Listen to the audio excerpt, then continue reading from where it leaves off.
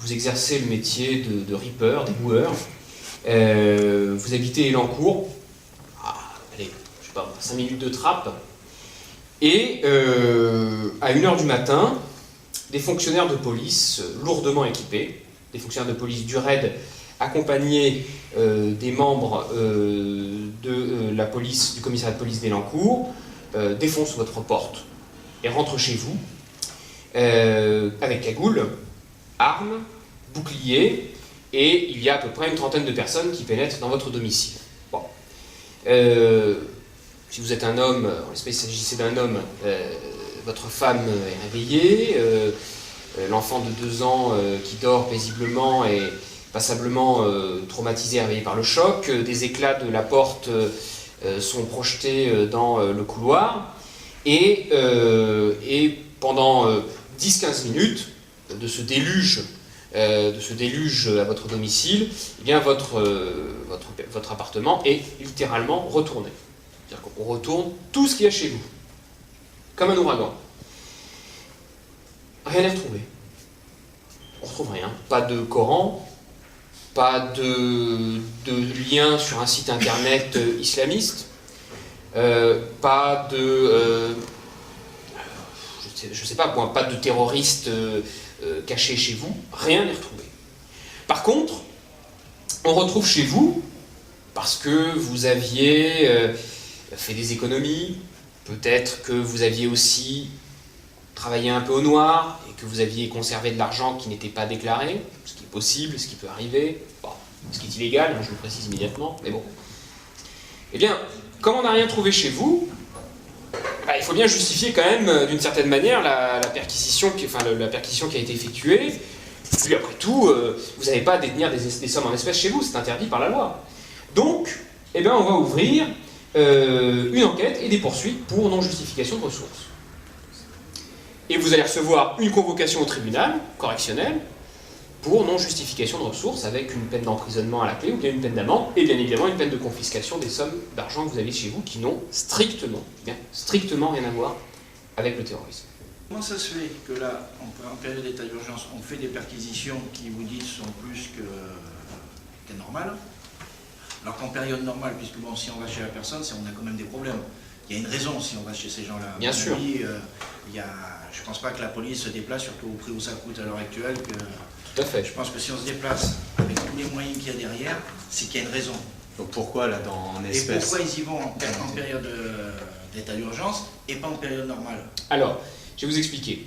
Dans le cas de cette personne qui était boueur, lui, alors, il est de confession musulmane, il avait fait un voyage à la Mecque.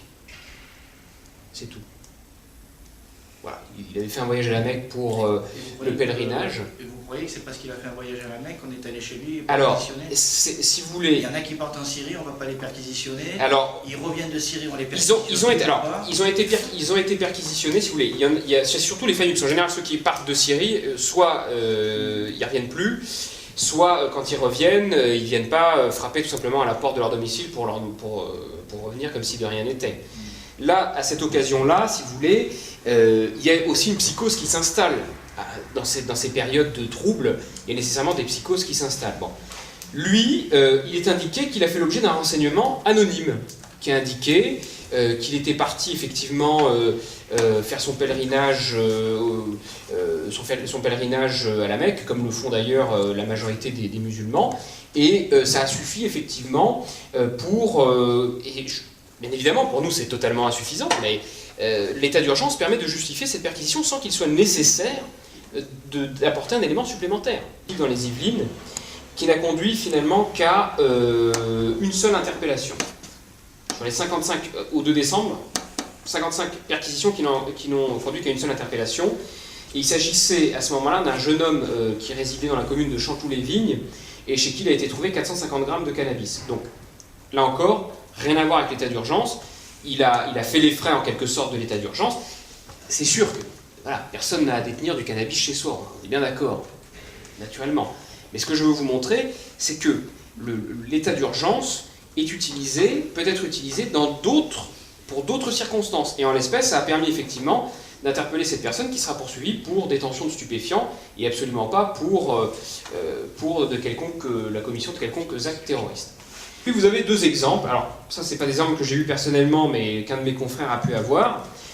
Le cas d'une personne, qui s'appelle Michael. Oui. C'est-à-dire en fait que, quelle que soit l'opération policière qui est mise en œuvre, si l'état d'urgence est invoqué pour la justifier, il n'y a besoin de rien d'autre. Exactement. Aucune justification d'aucune sorte, aucune justification nécessaire. Aucune justification nécessaire. Il est possible, il y a une seule soupape de sécurité, parce que quand même il faut le mentionner, c'est la possibilité de saisir a posteriori, c'est-à-dire après coup, le juge administratif, en contestant par exemple l'assignation à résidence, la perquisition ou autre, devant le juge administratif. Mais, je ne vais pas rentrer dans les détails juridiques, mais par exemple pour les cas que je vous ai cités jusqu'à présent, c'était pas possible. La perquisition, à partir du moment où on trouve quelque chose chez vous et que la perquisition a été effectuée sur le visa de l'état d'urgence, c'est terminé. La personne sera poursuivie pour les 450 grammes de cannabis, là, et pour l'autre personne qui détenait 10 000 € chez lui. Voilà. D'accord ? L'autre exemple, c'est une personne qui s'appelait Michael, donc, qui était dans le TGV, hein, alors je ne sais plus lequel, c'est dans le sud.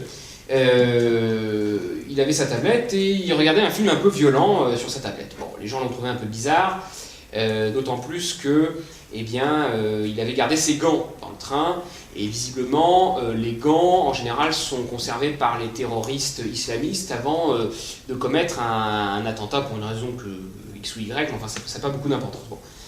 Les personnes dans le train ont considéré que son comportement était un peu suspect. Eh bien, le train donc, a été arrêté à la gare suivante et cette personne a donc été interpellée et a été interrogée durant 4 heures au commissariat de police. Voilà, sur simple signalement et inquiétude des personnes qui étaient dans le train. Et alors l'exemple le plus cocasse, si j'ose dire, si on peut... Et donc il n'a rien eu, il n'a rien fait. Il n'a rien eu, mais il a été interrogé effectivement pendant 4 heures au commissariat de police sur le simple fondement de l'état d'urgence, c'est-à-dire les déclarations des personnes qui étaient dans le train. Donc ça encore, c'est pas très grave, on nous demande d'être vigilant. Ça, c'est tout à fait. Peut-être bien fait, si on a un soupçon, il faut le dire. On est tout à fait d'accord. Mais là encore, en dehors de l'état d'urgence, si vous voulez, ça peut se justifier, bien évidemment. Tout trouve une justification. Hein. Mais cette vigilance, si elle se justifie quelques semaines, voire quelques mois après des attentats, on peut le comprendre. C'est pour ça qu'on va parler de ça juste après. La question, c'est de savoir si l'état d'urgence doit perdurer au bout d'un certain temps. Et moi, je ne vous donne pas mon avis personnel. Vous êtes libre d'avoir votre avis à vous, vous êtes citoyen. Chacun juge de sa propre façon, mais moi, je vous donne les faits. Les faits tels qu'ils se produisent actuellement en France sous le régime de l'état d'urgence. Et le dernier cas, eh bien, ça a été une personne aveugle, complètement aveugle, qui a été assignée effectivement qui a été assignée à résidence pendant 1 mois, avec obligation de se présenter 3 fois par jour au commissariat de police. Et là encore, c'était une simple dénonciation de son ex-compagne, si ma mémoire est bonne. Ils avaient un litige effectivement d'ordre familial.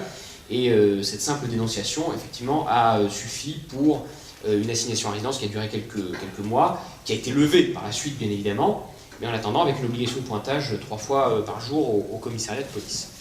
On peut remonter, le premier exemple, en quelque sorte, connu d'état d'urgence, il remonte à la Grèce antique. Bon. Il y avait une personne qui s'appelait Pisistrate, qui était un militaire grec très fameux, qui avait remporté plusieurs batailles, qui était un jeune militaire ambitieux, on est en moins 561 avant Jésus-Christ, et ce Pisistrate, qui était assez ambitieux, un jour est allé voir son barbier, et il s'était coupé, le barbier l'avait coupé avec sa lame, et il était sorti dans la rue en disant « Regardez, j'ai été victime d'un attentat, on a voulu attenter à ma personne, je demande une protection étatique. » Il avait eu une protection, l'État à l'époque c'était Athènes, c'était la cité, d'ailleurs c'était le premier tyran d'Athènes, Pisistrate, et il a eu une protection de personnes qu'on appelait les porte-matraques. Ces gardes du corps finalement, eh bien, Pisistrate s'en est servi pour eh bien, renverser le gouvernement et prendre le pouvoir à Athènes. Voilà. Alors c'est un exemple très imagé, mais on a effectivement un cas d'usage en quelque sorte un peu dévoyé de la question des attentats ou autre. Vous avez l'autre cas qui est un peu plus loin dans l'histoire, qui débute le 5 septembre 1793, c'est la Terreur, en France à l'époque de la Révolution. La Terreur, elle a été mise en place, alors c'était une situation bien particulière encore une fois, la France était en guerre contre quasiment toutes les monarchies européennes, et la menace avait lieu tant à l'intérieur de la France, de la jeune République française, qu'à l'extérieur. La crise vendéenne, la menace anglo-prussienne et autrichienne d'ailleurs, toutes les monarchies qui s'étaient liées contre la France, eh bien, à cette époque-là, effectivement, la terreur avait été mise en place et à cette époque, effectivement, de la terreur avait été votée par l'Assemblée sur proposition de la Convention et du Comité de salut public, avait été mis en place la loi des suspects. La loi des suspects donnait un pouvoir colossal au fameux tribunal révolutionnaire. Et ce qui a entraîné, comme on le sait maintenant, les massacres qui ont eu lieu effectivement à cette époque. Ça se passe dans la nuit du 27 au 28 février 1933. On est à Berlin. Vous savez certainement de quoi je parle. Un jeune homme de 27 ans, du nom de Marinus van der Lubbe, il est ressortissant hollandais, s'introduit dans un bâtiment public, il est seul. Il s'introduit seul dans un bâtiment public aux environs de 21h. Et il tente une première fois de mettre le feu à ce bâtiment en tentant de brûler le mobilier de cuisine qui se trouve à l'endroit où il est rentré. Il n'y arrive pas et il pénètre dans la salle des débats de ce bâtiment, qui en réalité, vous l'avez compris, est le Reichstag à Berlin. Il pénètre dans la salle des débats et il parvient à mettre le feu aux tentures et aux boiseries qui s'enflamment très rapidement. Bon. À 21h15, le feu a bien pris dans tout le Reichstag qui se consume comme un fétu de paille.